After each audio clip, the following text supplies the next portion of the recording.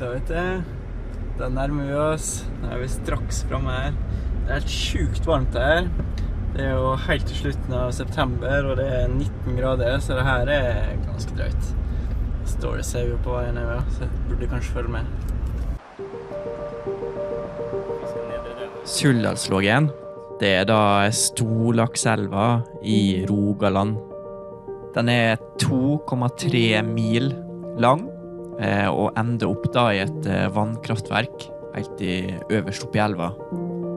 Så det året her, ser man på statistikken, så var jo faktisk gjennomsnittet, det ligger nå på 6 kilo, og det her ble fanget 1149 laks, og det er inkludert all laksen som Patrick nå fanget på den turen her. På turen så skal vi fiske da 3 forskjellige val. Så vi fisker jo nå på Mo, og så skal vi fiske på Stråpa, som er helt øverst i elva. Og så skal vi fiske på Prestegardvallet, som ligger nedenfor Mo, og et jeger- og fiskevall. Kan du nærme seg nå? Rigga. Merker du det? Jeg tror det beste med denne fisketuren er rigging. Endelig kunne rigge igjen. Det skal det. Får du rigge med da? Nei, litt så forskjellig. Vi skal slakke en brems. Nei, akkurat nå så kjører jeg på en 12-foter, faktisk. Med et synkespiss på. Jeg skal ta andre det til en intermediate spiss. Så lenge det er minstevannsføring, så det er greit å ha noe som er alternativ til synk marebakke. Da måtte jeg ha opplegget her. Knyte den inn. Flying start. Ja. Det er greit. Det er bra det. Det er ikke sånn at jeg har gjort det før.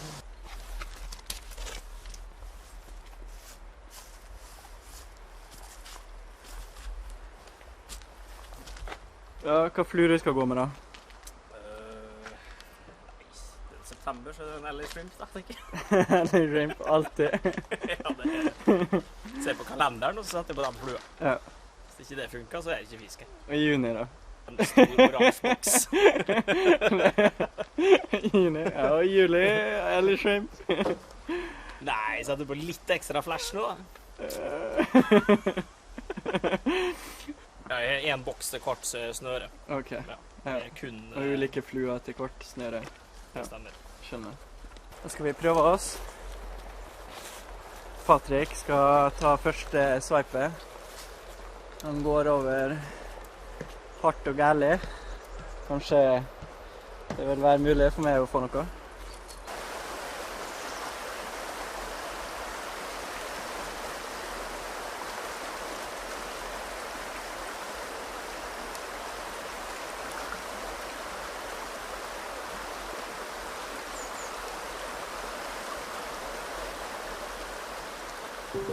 Så Suldalslågen har da hatt økende fangst de siste årene, og ser man jo på catch-and-releasen så står det for en betydelig andel av laksen som blir fanget i Suldalslågen. Ser man da på grafen som viser antall laks over 7 kilo som ble fanget i Suldalslågen, så har den en positiv trend, hvor det er flere laks nå over 7 kilo som er fanget nå enn tidligere. Ser man jo da på andelen laks, altså hvis man da ser på fordelingen mellom storlaks og mindre laks, så er det flere storlaks som blir fanget nå, sammenlignet med tidligere. Dette er da til tross for at det har vært fanget færre av disse store 20 kilos laksene.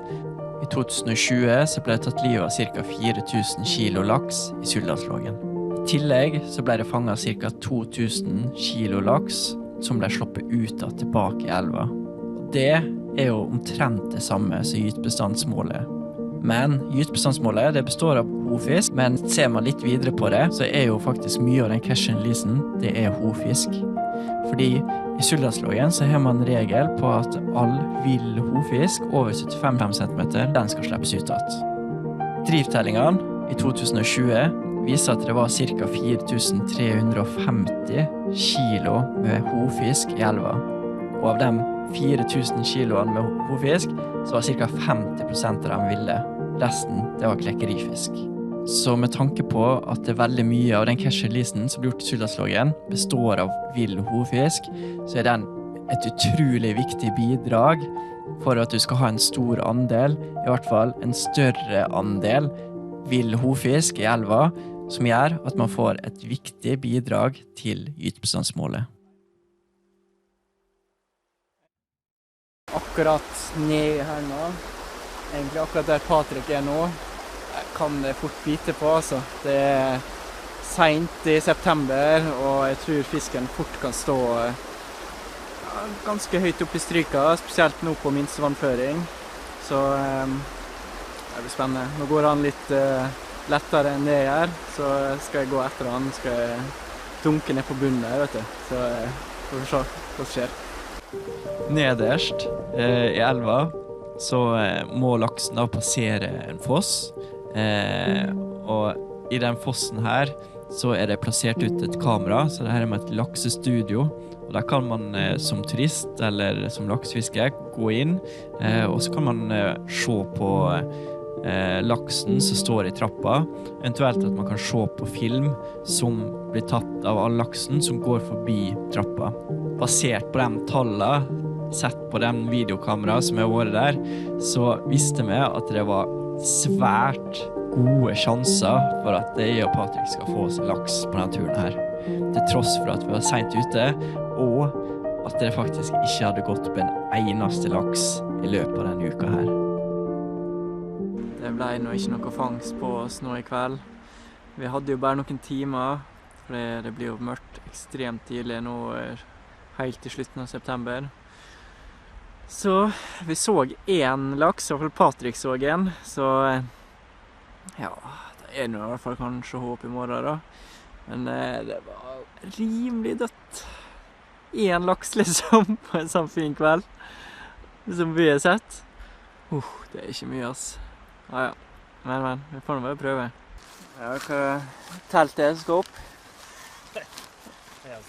Det nye teltet som var kjøpt før sesongen. Kjempeinvestering i mai. Brukt én gang. Så det er september, og lappen fortsatt henger på. Det er flaut. Litt dumt av oss kanskje å ikke ta det opp før mørket kom, kanskje. Men jeg synes det er noe, ja. Vi har noen timer da, å styre på. Timevis i teltet. Ja, klart når det blir mørkt rett etter barne-TV, så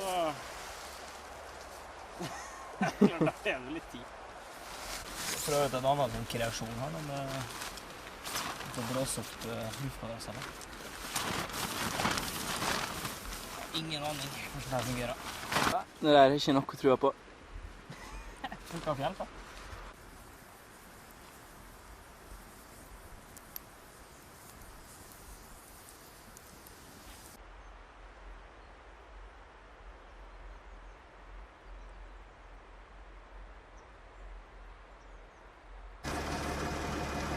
Er du litt kald, eller? Ja. Jævlig kald, faktisk. I natt det har været gått fra 22 varmegrader på det meste til, ja, ikke 2,2 grader. Og elva, hun har steget. Det har ikke regnet, men hun har steget med ganske mange prosent. Så det her lover bra.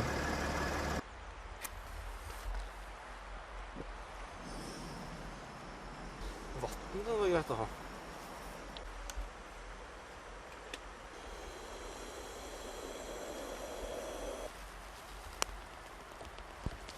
Skal du ha litt sterk kaffe, eller? Det er greit. Du bare har filterkaffe. Ja. Bruk det som kokkaffe. Ja, og så lar du det synke, eller spis gruten? Nei, altså filter. Jeg har med faktisk både filter og trakter. det Ja vel. Fisevind på tur. Altså, Nei, la oss bo i telt, men vi skal ha filterkaffen min, ja. Skal ikke ha sånn grut.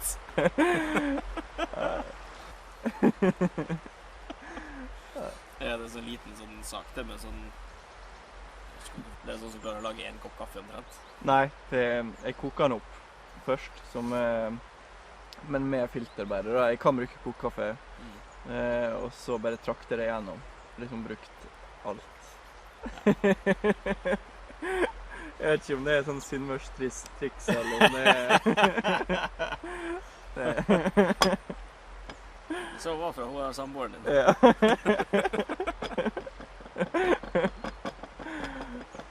Jeg tror jeg lærte av henne. Ja, spørs om det litt sånn Sunnmørsgen. Med kraftverket så befinner Stråpa seg, og det var her jeg og Patrick nå skulle få teste fiske, og det her var helt på tampen av sesongen, så det her skal bli ekstremt spennende. Vi helt sikre på at her står det nå stor laks, mest sannsynlig laks oppimot 20 kilo. Dere fisker varmeflåg, altså? Hvis du har god, den knekte litt koden på i fjor. Okay. Hvis han går opp til 75 kubikk nå, så faktisk rett ut her, men du må ha noe sånn kjetting i enden, altså. Flytsynk, altså et eller annet som synker skikkelig. Men i den hålet der, akkurat på den vannføringen, hvis han går opp til 70-75, for da får du litt drag i elva her. Så den står gjerne litt dypt da. Ja, den står akkurat her, for der er det dypt, altså. Men brekket er jo fint, altså uavhengig egentlig av om vi går opp, om vi stopper på 65 nå, eller om vi går helt til 75. Så brekket er jo fint. Men det fineste plågestrekket, det er hvis du kommer litt ut på, spesielt fra den hytta og til den neste gard, lyser. Og akkurat denne dagen når du går opp da, så blir det av og til litt sånn bevegelse, og de flytter seg fra ene til andre bredden, og da har jeg faktisk vært en litt sånn, nå tar vi ikke vanvittig mørkt, men jeg har sett at den dagen der, andre sier jo at denne påsleppdagen er ikke sånn, den er litt sånn huggen, men jeg har tro på den her. Og vi får laks helt ned til øya. Ja, det har jo vært jækla seigt. Nå i september, nå er jo ingen tur. Det går jo noen store beist ned her, det har vi jo sett. Her ute jo. Ja, da har vi det her oppe, jeg vet ikke om de så på siste rom, men det er så helger før de hadde en som stod en delfin oppi der og velte seg. Så møste de på mandag hver veka si, så møste han en ganske tøylein på 15 kilo. Den tok rett ned forbi den gule hytta, og så var han ned forbi neste gard for å lande. Han er en erfaren type også, altså. Du var psykolog for han etterpå. For han hadde holdt på med han i hattene, og så hadde han, og det er sjelden de er fettfinneklukter da. Det er jo helt markert. Merkelig, de har jo gjerne snakket om de andre også, altså. Klekkeriet ligger jo midt. Ok. Så tar klekkeriet vattnet sitt ifra en sideelv. Og så er laksen så smart at 90-95% stopper der. Altså derifra ned da. Det står på gytefisketellingene, det står jo også men nedstrøms klekkeriet. Jeg tror her oppe på dette, på midtstrekk da, så talte vi ca. 100 laks i fjor på gytefisketellingen. Jeg tror det var 1, så er det fettfinnekløp. Det er faktisk et eksempel på i Eira, i Møre og Romsdal. For der har du klekkeriet som teker fra sideelv, og så har du, er det heksehøl eller noe sånt heter? Og det tror jeg er en som heter i hvert fall. Det er sånn svær høl. Og der står det jo så tjåka med laks, det er ikke artig. Men på oppsida av den kulpen da, er det nesten ikke fisk. Nei, det går å fiske, men det er veldig sjelden. Det er vanvittig markert, altså det skillet. Vi har fått en markalakser i år også. Vi pleier alltid å få en. Men det er helt ut. Nå skal de jo legge om. Har de fått godkjent søknad om å legge om tilførselen på det klekkeriet. Men du får jo ikke effekten av det før om 5 år. Men det er jo et håp om at det skal på en måte... Vi holdt på å få knekket totalt det. Kom vi til så ingen fisk, kjente ingen verdens ting. Og så begynte elva å stige, og da begynte det faktisk å vise seg litt fisk. Nei, men det er jo sånn... Det er jo krevende, sant? Jeg har hatt fiskere her som er vanlig med Bjerkreimselv, og det hopper laks, og for så vidt små, og så kommer de her, og så er det dødt hav, ser det ut sånn. Nei, men det er jo litt sånn, når du fisker etter større fisk, så er det ikke, det blir ikke det her når man krellfisker. Nei. Det er ikke borte fisk hele tiden. Men det er jo når det først smeller, altså. Ja, det er det som er. Er det trygt å ha teltet her nede på bakken, eller? Ja, det var litt gøy å prøve da, men... Litt kjedelig å våkne uti der. Tingene på lengst oppe i bakken.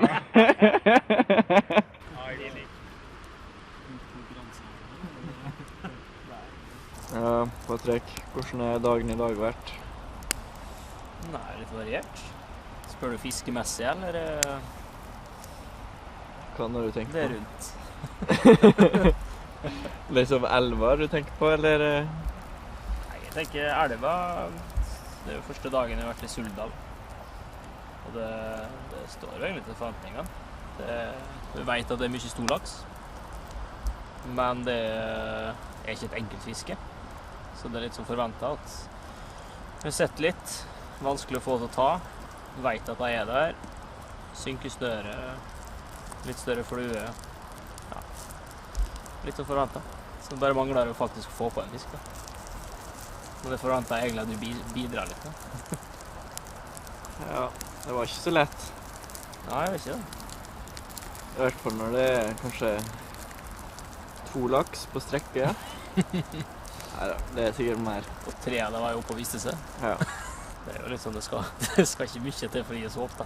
Nei, det... Det gikk jo fra knekken til stortrua etter at jeg så 1 fisk i sted. Så... Jeg så jo, når jeg så den laksen nede på nede i stryket.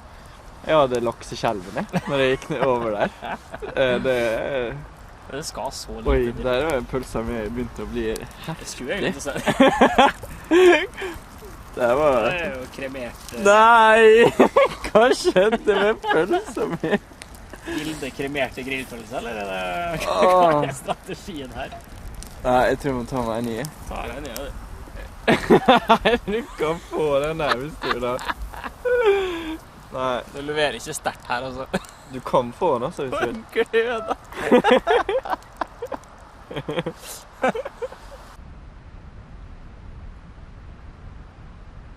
Da er det en ny dag, nye muligheter. Patrick, han ligger fortsatt oppe i teltet og søv. Men jeg våkna litt tidligere enn han, så da skal jeg prøve meg en runde. Se om det er noe liv her. Skal jeg snakke litt om Suldalslågen. Det som er spesielt med Suldalslågen, det er at laksen den gyter sent, sammenlignet med mange andre elver i Norge. Og grunnen til det her er nok at laksen har nok tilpasset seg det kalde vattnet på grunn av at nedbørsfeltet ligger såpass høyt opp i fjellheimen. Sammenlignet med mange andre elver hvor du har lavere nedbørsfelt som gjør at her får du kaldt vatten langt ut på høsten. Så derfor så er fiskesesongen i Suldal helt fram til 30. september. Men det som er kanskje det kjipe med den elva her da, er jo at den ikke åpner før 10. juli. Men uansett, det er ganske deilig å kunne komme her i slutten av september og fortsatt ha mulighet til laksefiske i Norge.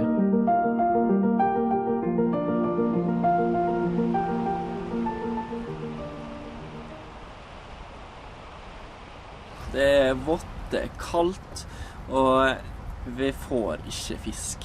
Vi setter kanskje en laks i dag, men på en måte så er det jo det var nesten litt greit å ikke få fisk. Da blir kanskje ventinga til ny sesong blir litt lettere, så ja, fisker skikkelig lei nå før vi drar hjem. Det er sikkert det beste. Blir det noe fisk? Masse. Største da? 2,1 gram. Jeg tror du vet det for sesongen. Ja, for sesongen, ja. Største i år, sesongen, 2,1 kilo. Ikke så galt. Nei, det er vanskelig, Suldalslaksen. Det er liksom ikke bare å kaste ut og ta den. Men det er litt kult da. Jeg vet at det er stor laks, så når det eventuelt først blir på, så... Ja. Det står i hvert fall en her. Det er det. Vi så muligens en. Det var en liten smolt som var på Mavaka. Jeg lurer på noe den vi så i stedet. Det kan være. Som Stråpa og Suldalslågen. Ja, Stråpa, plassen fin. Det var litt vått der da. Jeg vet ikke om det er bedre ned i dalen eller hva, men... Tvilsomt. Men ja, nei, det var jo... skal jo stå over 100 laks ned her da, ifølge målingene i fjor. Jeg vet ikke om det er samme i året, men... Det var en bra sesong i Suldalslågen da, så det er det. Sånn overall, så det er litt rart hvis det ikke står sånn cirka det samme. Det er akkurat det. Hvis det er det bruker å ligge på. Så jeg vet ikke. Enten så fisker vi helt feil. Eller spørs om det vi ikke har prøvd, det er vel flyt. Prøve bomber ute i hølet, kanskje? Ja, jeg tenkte på det, men vakaktiviteten er laber. Det er det siste døgnet her i Suldalslågen. Patrick han måtte dra hjem, så da blir jeg her alene på Prestegardvallet. Vi har tatt 5 laks på zona her i år, så det er ikke det helt det store, men det er noen muligheter. Så jeg skal nå i hvert fall prøve, og så blir det muligens en litt tidlig avslutning i morgen.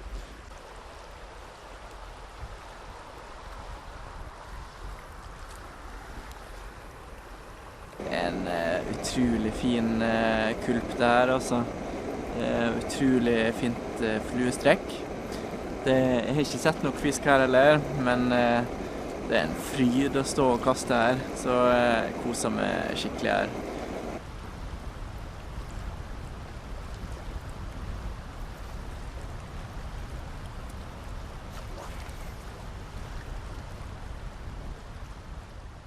Til nå så har jeg jo ikke snakket om hva slags utfordringer Suldalslaksen har å gjøre med. Skulle jeg gått i detalj, så kunne jeg snakket svært lenge om utfordringene. Og det er flere utfordringer enn det jeg tar opp i den sammenhengen her. Antall lytfisk i Suldalslågen er lavt i forhold til elveareal sammenlignet med andre laksebestander i Ryfylke. Og i tillegg er det en betydelig andel klekkerilaks. Dette tilsier at laksebestanden av naturlig rekruttert laks er svakere enn andre laksevassdrag i regionen. Det er derfor nærliggende å peke på flere lokale utfordringer som kjøring av vannkraftverk og effekter på bunnsubstrat, tilsig av unaturlig surt vann til vannkraftmagasinet som renner i Suldal, redusert vannmengde i Suldal som nå er jo mer enn halvert, og så har man da generell sur nedbør som er i regionen. Da var det siste kastet for sesongen. Jeg skal absolutt tilbake til Suldalslågen. Men det er hardt å få laks her, altså. Det er langt mellom, men hvis man først får på noe, så er det stort. Sånn er gamet. Det er alltid langt mellom storlaksene. Det er det uansett hva elv du fisker. Så nei, nå får man bare pakke sammen, ta vare på utstyret og tørke vaderne skikkelig, og så får man vente til ny sesong.